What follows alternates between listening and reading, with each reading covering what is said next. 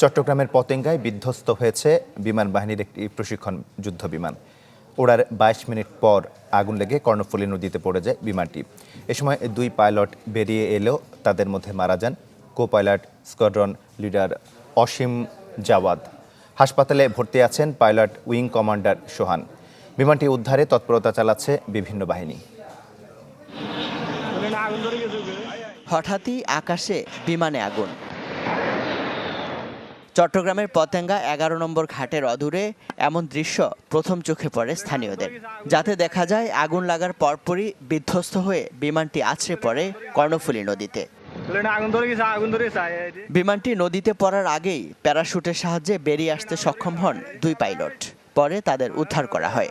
Bangladesh red cross society guard যেটা, আমি ওখানে আসছিলাম, তখন দেখতেছি যে বিমানটা যুদ্ধ বিমানটা উপর দিয়ে উঠতেছে, তার পিছন দিয়ে আগুন জ্বলতেছে, আগুন ধরতেছে। আগুন আমি অনেকক্ষণ তাকায় রয়েছি। পরবর্তী দেখলাম এটা বিমানটা ক্রসিং করে কিছুক্ষণ সামনে আগার পরে আগুন আরো বেশি জ্বলি উঠছে পিছন দিয়ে।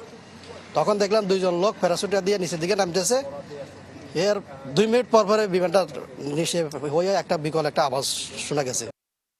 বিমান বাহিনীর ইয়াক 130 মডেলের এই প্রশিক্ষণ বিমানটি সকাল 10টা 6 মিনিটে উড্ডয়ন করে পতেঙ্গার জহুরুল হক ঘাঁটি থেকে। 22 মিনিট আকাশে ওড়ার পর সেটি নদীতে বিধ্বস্ত হয়। বিমানটা যখন উপরে ওঠার জন্য ল্যান্ড করেছে, তখন যখন একটু সমস্যা দেখা দিছে বা পাইলটরা তখন বুঝতে পারছে যে বিমানে কোনো রকম সমস্যা হচ্ছে, তো তারা একটা রাউন্ড দিছে। দেওয়ার পরে ওই বিমান থেকে আগুন বের হওয়া শুরু হয়েছে। তখন তারা প্যারাশুট নিয়ে দুইজনই বোট ক্লাবের কাছে নেমে গেছে, আর বিমানটা মেবি এই দিকে পড়েছে। খবর পেয়ে দ্রুত ঘটনাস্থলে ছুটে যায় বিমান, নৌবাহিনী, কোস্টগার্ড ও ফায়ার সার্ভিসের একাধিক টিম। শুরু হয় উদ্ধার তৎপরতা। খোঁজার চেষ্টা করা হয় বিমানটির অস্তিত্ব। আমাদের ডুবুরি টিম নৌবাহিনীর টিমের সাথে সার্চ করে উদ্ধার করবে। নৌবাহিনীর সোলার একটা মেশিন আছে, আমার অফিসার যেটা বলছে, সোলার মেশিন অলরেডি আসতেছে। আসলে ওরা আইডেন্টিফাই করবে। আইডেন্টিফাই করার পর আমাদের টিম যায় ওটাকে শনাক্ত করবে। শনাক্ত করলে পরে ওনাদের প্রযুক্তি দিয়ে ওটা টাইনে নিয়ে চলে আসে।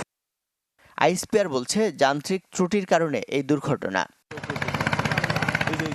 ইমদাদুল হক, চ্যানেল 24, চট্টগ্রাম।